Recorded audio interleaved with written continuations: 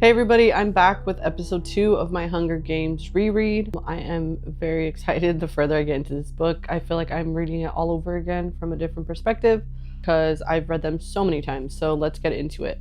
So Katniss starts waking up with disturbing dreams, nightmares of being away from her family, Gale. They kind of have a relationship, kind of, not really, I'll get into that.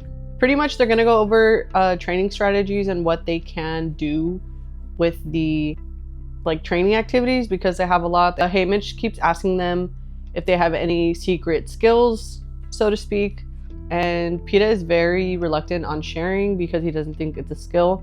Katniss says she has seen him throw 100-pound bags of flour.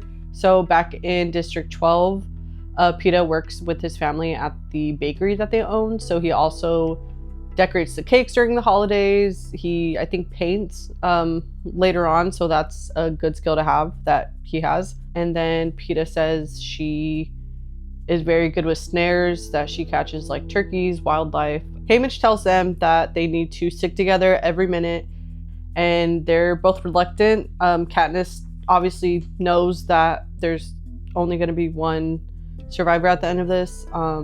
I think in her mindset, she doesn't want to get attached or start liking Peeta. So basically they go down to the room where they're gonna train. They see the other tributes, and there's always in every games, there are what the districts call the careers. They're made of the tributes from Districts 1, District 2, and Districts 4. Those districts are more fed.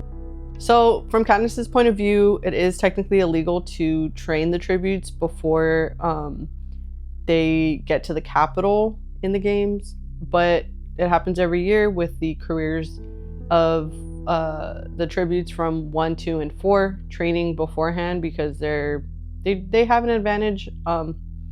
So they're called the careers, and most likely in previous years of the Hunger Games, the winner is a career. They spend the 2 days that they have in training.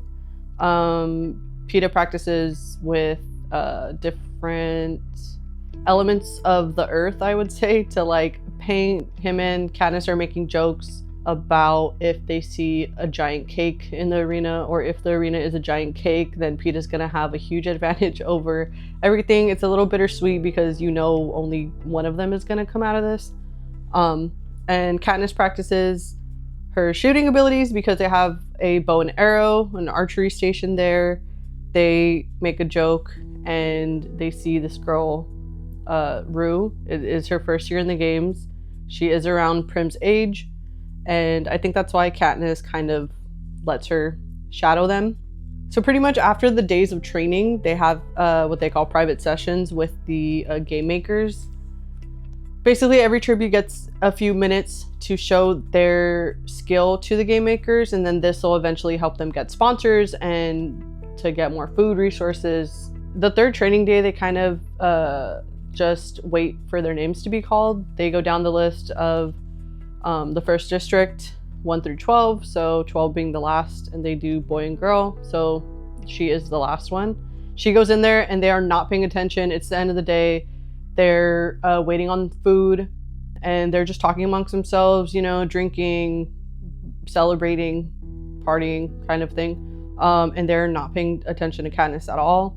She ends up shooting a roast pig that they have. So it's kind of like she's on the floor level, and they have a balcony that they watch. So she shoots an arrow straight into the apple that they have in the pig's mouth, and that captures their attention. She says, I think now I want to say it's just a famous line. If you know, you know. She bows and says, "Thank you for your consideration." Chapter 8 starts with her going back to her room, essentially, and she is in shock. She thinks they're going to take it out on her family, that they will kill them. She says she should have stayed and apologized. She should have not done that, essentially. And Haymitch and Effie are just trying to get her attention. She goes straight to her room. They're knocking on her door, and she cries herself to sleep. And she wakes up, I believe, for dinner because they have to announce the scores that they give. So the scores are important because that also determines on who will get like the most sponsors, who has like a better chance at survival based on the score, 1 being the lowest, I believe 12 being the highest. 1 is like you did terrible, you know, 12 the highest. So they can't air the actual sessions that they have with the game makers, which is why getting ranked is kind of like a mystery to the public, and it kind of just adds on to the games aspect of it. So Haymitch and Effie are trying to figure out what she did still, and she tells them Effie is in complete shock and Haymitch is very surprised. They think they're gonna take it out on them. Haymitch is saying it's gonna be a pain to replace. It would be a pain to replace you at this stage, and Katniss is worried about like her family, her friend, and Haymitch is basically saying it wouldn't make sense because then they would have to reveal what happened in the private training that they did. So pretty much their score, Peeta gets an 8, which he also said they were not paying attention. He was kind of just throwing like heavyweights around, and they just kind of dismissed him whenever they were ready. To everybody's surprise, Katniss got an 11. So I think that might be the first. And Cinna is of course there with her prep team, and Effie and Haymitch watching the rankings. I keep wanting to say scores. Rankings, and he basically says Katniss, the girl who was on fire, and gives her a hug and tells her to basically just get ready for her interview dress because it's a good one. So also at the end of this chapter, we find out that Peeta approached Haymitch and asked to be coached separately. Chapter 9, it starts off with interview prep. It's a few hours with Effie for presentation, and then a few hours with Haymitch for content, like questions. I guess Peeta's strategy is he's going to be likable. He, I guess, has a lot of self-deprecating humor that he uses on himself. And I don't want to say he uses his charm, but yeah, he's a guy. Haymitch is really, really trying to get Katniss to be likable also, and he finally kind of just gives up and basically just says, answer the questions, try not to let the audience see how openly you despise them. So Cinna is there with Katniss to help her prepare for what she's gonna wear, her interview dress. He is just saying to act as if you're talking to a friend, and she says, I wouldn't talk to Gale this way. He already knows all of these things about me. I wouldn't have to. And then Cinna says, oh, well, do you think of me as a friend?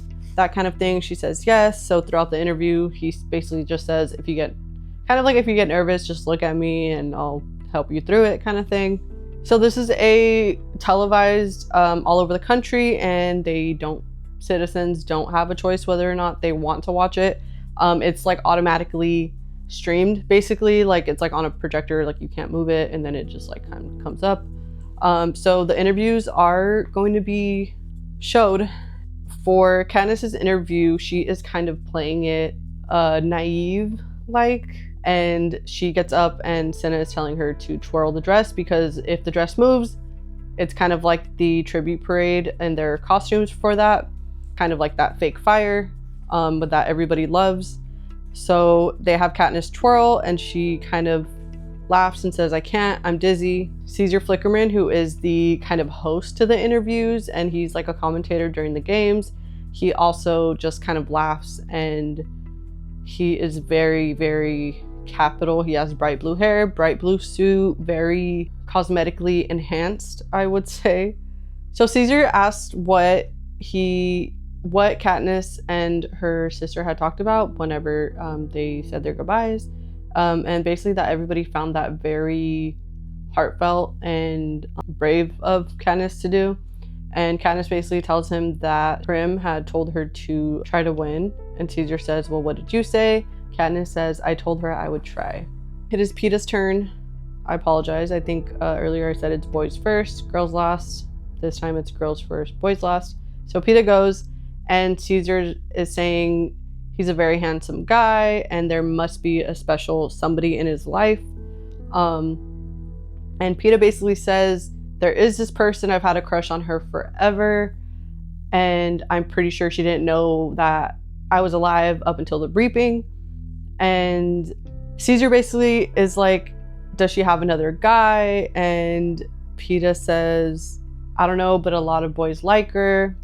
And it just kind of like, he says, nothing's ever gonna happen if I win because she came here with me, basically saying that he has had a crush on Katniss. Chapter 10 basically kicks off the second half of the book. After the interviews, they have one more night in their cushy penthouse. Basically, after the interviews, Katniss is just very surprised at what the revelation was, that Peeta has a crush on her, and they go back into their room, and Katniss just shoves Peeta and is like, why did you say that about me? You had no right. So Haymitch pulls them apart after Katniss shoves Peeta and is like mad at him, and he says, you're a fool. Did you think that he hurt you? He just gave you something that you couldn't achieve on your own. And Katniss says, he made me look weak. Haymitch says, he made you look desirable. And Haymitch pretty much says that now they're going to be known as the Star-Crossed Lovers from District 12. Katniss wants to go up to the roof. Earlier in the book, I don't think I mentioned it, when they first get to the training center, to the penthouse, they find out they could go up to the roof and see the whole city from there. They go back up there, and Peeta says he wants to die as himself. He doesn't want to be a monster that the games turn him into if he has to kill somebody. That night, as they're going to bed, Katniss knows that Effie or Haymitch, they can't go with them that next morning. That next morning, they're going to the arena to have the morning. The games start at 10 a.m. because the Capitals like to sleep. The Capital citizens like to sleep in, apparently. So Katniss asked Haymitch for any advice.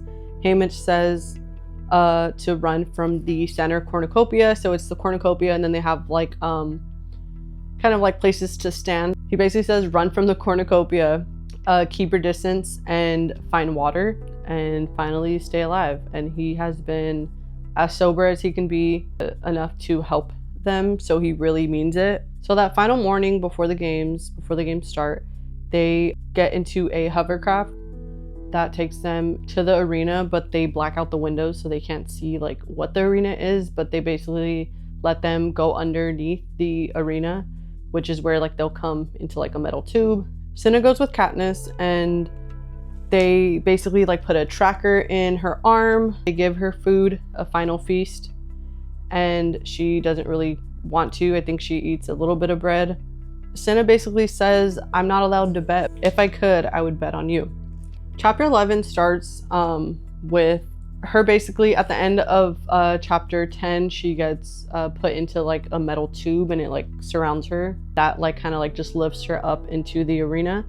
And they have 60 seconds. They are required to stand on that like metal platform. It's like a metal circle before the sound of the gong and the countdown to officially start the Hunger Games. If they move off, it will explode on them. Once the gong sounds, she goes running towards the cornucopia. She sees like food and supplies that she needs. She sees like a bright orange backpack, which she assumes has they could have like anything from a tarp, a poncho, clothes, food, medicine, water in the pack. So that's why she wants it. Pretty much runs until she knows she is out of harm's way. And 11 tributes died within the beginning minutes of the Hunger Games. At the end of each night, if a tribute has died, like for the 11 tributes that night, they'll sound 11 cannons, and then they'll show each of the tributes' faces like up in the air. None of the tributes were Peeta, so that is kind of the idea that Katniss is holding on to. She ties herself up for the night in a tree. She is hearing voices of tributes under her. The arena is a forest. Sorry about that, I forgot to mention it. It's a giant forest, so she kind of feels it's rejuvenating. She kind of feels for a few moments that she is back home in District 12 where her family is safe, where none of this is happening.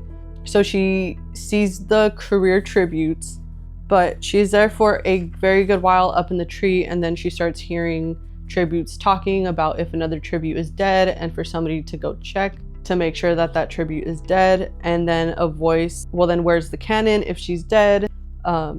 So a tribute says, where's the cannon? Somebody should go back maybe to make sure the job's done. And a voice says, we're wasting time, I'll go finish her and let's move on. That voice is PETA. Katniss is very, very shocked. So in chapter 12, Katniss is very, very shocked to learn that PETA is with the career allies, and that he is part of their, I don't want to say pact, but yeah, basically part of their pack, essentially to hunt down the rest of the tributes, and then it'll just fall between them.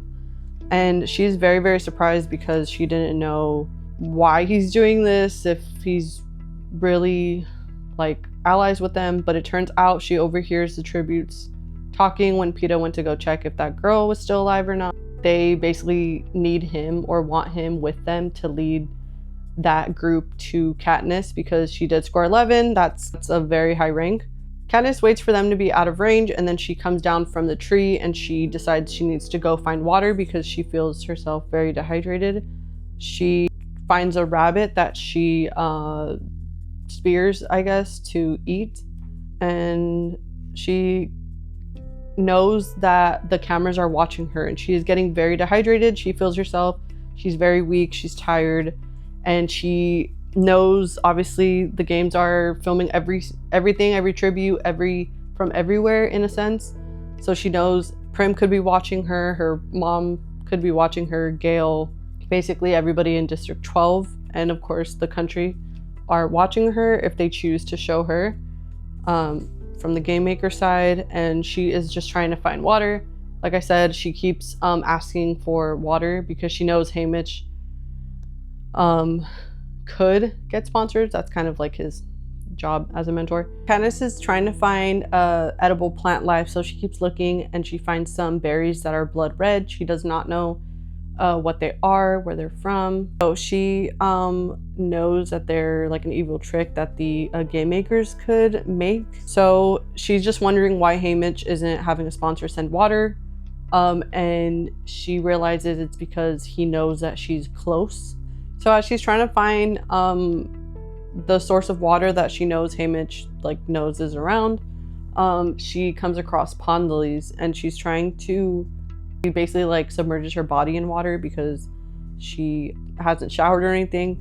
So she's basically trying to fill her flask that she had in the backpack with the water, and she's really trying to, and then she is trying to take slow drinks at first to not overwhelm her system. She basically says, okay, tomorrow I'll stay here, I'll rest, I will camouflage my backpack with the mud because like I said, it's just bright orange. And she is it says, I snuggled down in my sleeping bag, hanging on my water bottle for dear life, which of course it is.